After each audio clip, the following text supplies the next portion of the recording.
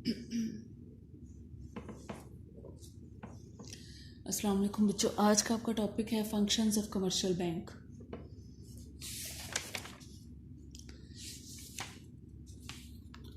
सबसे जो important function है बैंक्स का वो है एक्सेप्टिंग डिपॉजिट्स, कि लोग अपने पैसे जाकर बैंक के अंदर रखते हैं और उन्हीं पैसों से सारा कारोबार करते हैं बैंक। इसलिए सबसे इम्पोर्टेंट क्या है, एक्सेप्टिंग डिपॉजिट। इसके अंदर बच्चों जो डिपॉजिट्स खोले जाते हैं, जो इमानतें खोली जाती हैं बैंक के अंदर, उसकी ये 4 किस्में हैं: टाइम डिपॉजिट और डिमांड डिपॉजिट, सेविंग डिपॉजिट और पीएलएस अकाउंट। सबसे पहले आ जाता है टाइम डिपॉजिट। टाइम डिपॉजिट बच्चों पहले बता दिया जाता है कि जी 5 साल तक मैं अपने पैसे फ़िक्स करा रहा हूँ या 4 साल के लिए पैसे फ़िक्स करवा रहा हूँ। इस पर हाईएस्ट रेट ऑफ इंटरेस्ट दिया जाता है, ठीक है।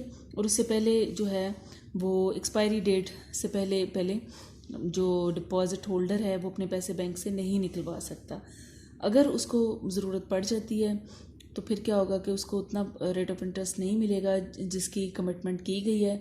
और साथ ही साथ ये भी है कि उसको पैसे निकलवाने से पहले कुछ दिन पहले नोटिस देना पड़ेगा, और फिर उसको बैंक जो है वो कुछ दिनों के बाद जो है वो बहुत थोड़ा सा रेट ऑफ इंटरेस्ट देगा या नहीं देगा और उसको उसके पैसे दे देगा, ठीक है। लेकिन पहले नोटिस देना बहुत ज़रूरी है। उसके बाद जो डिमांड डिपॉजिट्स हैं या करंट अकाउंट है, ये सारा टाइम ये बिजनेसमैन खोलते हैं। ये हमारे कॉलेज के अकाउंट्स जो हैं वो भी एक डिमांड डिपॉजिट की शक्ल में होते हैं।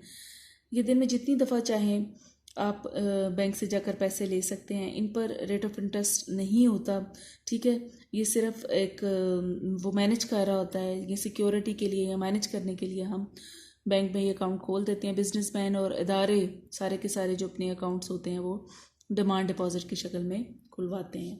उसके बाद है बच्चों सेविंग डिपॉजिट। सेविंग डिपॉजिट जो होते हैं इसमें भी रेट ऑफ इंटरेस्ट मिलता है, लेकिन वो टाइम डिपॉजिट के मुकाबले में कम रेट ऑफ इंटरेस्ट इसमें मिलता है, ठीक है। इसमें भी अगर आपको अपने पैसे निकलवाने हो तो आपको पहले नोटिस देना पड़ता है और फिर आपके पैसे निकलते हैं। और ये आप हफ्ते में जो है वो 3 दफ़ा, मैक्सिमम 3 दफ़ा आप बैंक से पैसे निकलवा सकते हैं, इससे ज़्यादा दफ़ा नहीं। और अगर बड़ी अमाउंट निकलवानी हो तो आपको प्रायर नोटिस देना पड़ेगा, ठीक है। और इसमें रेट ऑफ इंटरेस्ट जो है टाइम डिपॉजिट के मुकाबले में कम होता है। उसके बाद अगली आ जाती है पीएलएस अकाउंट। पीएलएस अकाउंट बच्चों आपको पता है कि ज़ियाउल हक के दौर में इस्लाम के नाम पर बहुत सारी चीज़ों को किया गया, तो पीएलएस अकाउंट भी उन्हीं में से एक है, ठीक है। हालांकि ये भी एक फ़िक्स रेट ऑफ इंटरेस्ट ही देते हैं, लेकिन वो हर 6 महीने के बाद इसको रिवाइव करते हैं, ठीक है।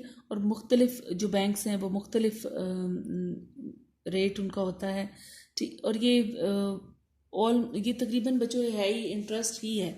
इसका नाम तो रखा गया पीएलएस अकाउंट, लेकिन ये भी इंटरेस्ट ही होता है, क्योंकि हर वो रेट, प्रॉफिट रेट जो एक फ़िक्स रेट से दिया जाए, चाहे 6 महीने के लिए क्यों ना हो, that is not profit, that is rate of interest, ठीक है। अगला जो मेजर काम जो है दैट इज़ एडवांसिंग लोन्स। अब पहले तो वो पैसे जमा करते हैं, एक्सेप्ट डिपॉजिट्स की मदद से वो पैसे जमा करते हैं, और अब वो अर्न करते हैं एडवांसिंग लोन्स के तरीके से, वो पैसे कमाते हैं। यही उनका सोर्स ऑफ इनकम होता है कि वो लोगों को कर्ज जारी करते हैं। कर्ज जारी करने के लिए जो है वो 2 रास्ते इख्तियार करते हैं, या तो वो कोई ना कोई उनकी जो वेल्दी वैल्यूएबल चीज़ें होती हैं उनको रख लेते हैं, गारंटी के तौर पर रख लेते हैं, या फिर वो बिल ऑफ एक्सचेंज को डिस्काउंट करते हैं, ठीक है, हुंडियों को बटा लगाते हैं। ये क्या होता है discounting the bill of exchange, क्या होता है ये आपको जब हमें पढ़ा रही थी टूल्स ऑफ क्रेडिट मनी, उसमें भी मैंने आपको बड़ी डिटेल में ये बताया, अभी दोबारा बता देती हूँ कि बिल ऑफ एक्सचेंज जैसे 2 ट्रेडर्स हैं, ट्रेडर ए और ट्रेडर बी, और वो उन्होंने ए ने बी को पेमेंट करनी है, ठीक है। तो वो उसको एक बिल ऑफ एक्सचेंज पर लिख देता है, एक स्टैम्प पेपर पर लिख देता है कि जी मैंने आपको 3 महीने के बाद पेमेंट करूँगा।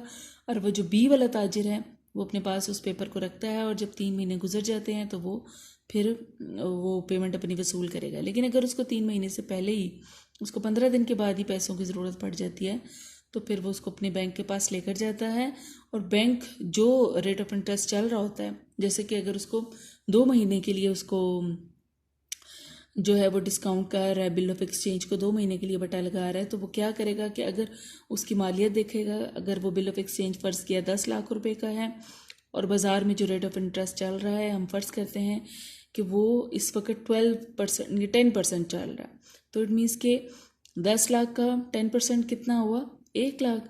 इट मीन्स के 10 लाख का 1 लाख साल का सूद है। और अब 2 महीने का कितना हुआ, 1 लाख तकसीम 2 कर दें, 12 divided by 1 lakh divided by 12 कर दें, तो वो ये बन जाएगा तकरीबन 8,000 रुपीज़ बन जाएगा। और फिर 2 मंथ्स का जो जितना भी रेट ऑफ इंटरेस्ट बनेगा ऑलमोस्ट 20,000 से कम नहीं होगा, लेकिन अप्रॉक्सीमेटली 20,000 होगा।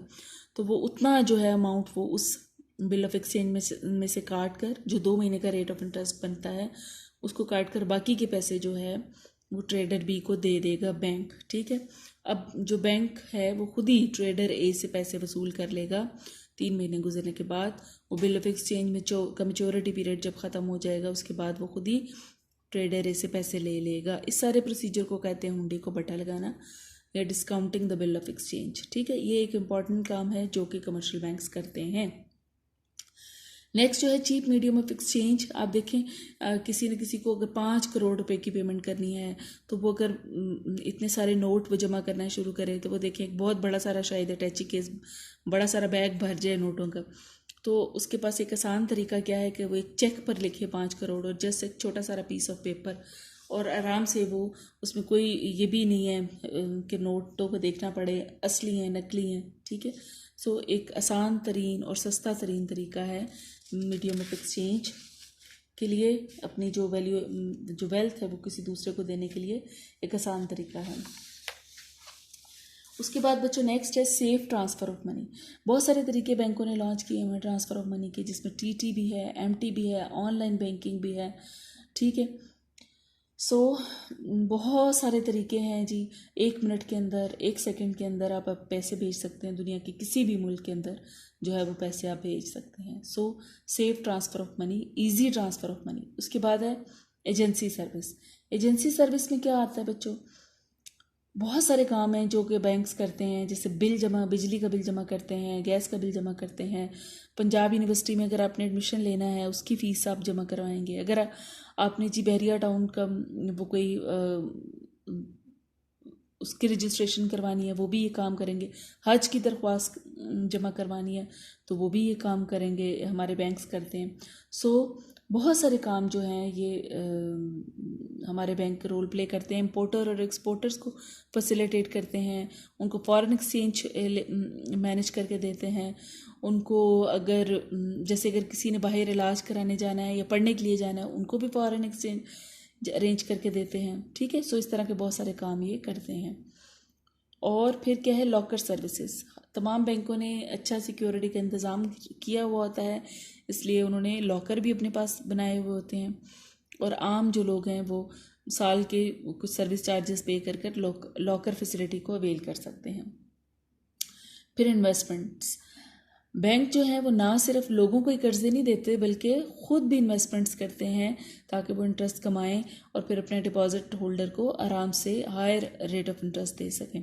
जैसे पाकिस्तान के अंदर जो है यूनाइटेड बैंक है, उन्होंने हबीब शुगर और यूनाइटेड केमिकल्स के शेयर्स ख़रीद रखे हैं। ठीक है, सो जो हमारे बैंक्स हैं ये ख़ुद बजाते ख़ुद स्टॉक एक्सचेंज के अंदर मुख्तलिफ जो लिमिटेड कंपनीज़ हैं उनके शेयर्स को परचेज़ करते हैं, और इस तरह से इकॉनमी को भी बूस्ट मिलता है, और जो है हमारे जो बैंक्स हैं वो भी एक अच्छा रेट ऑफ इंटरेस्ट अर्न करते हैं और उसमें ज़्यादा सर्टेनिटी होती है। ठीक है, उसके बाद क्या है मिसकेलेनियस फंक्शंस के और बहुत सारे काम होते हैं, छोटे छोटे काम जो कि हमारा बैंक जो है वो गवर्नमेंट को भी कभी फैसिलिटेट करता है, कभी ज़रई कर्जे देता है, कभी सनती कर्जे देता है, कभी स्टूडेंट स्कीम कोई लॉन्च करता है, कभी कोई येलो कैप स्कीम लॉन्च की जाती है बैंकों के थ्रू। ठीक है, सो इस तरह के छोटे छोटे बहुत सारे काम करता है। So these are the important functions of the commercial banks. ठीक, ये टॉपिक आपका हो गया ख़त्म। Thank you.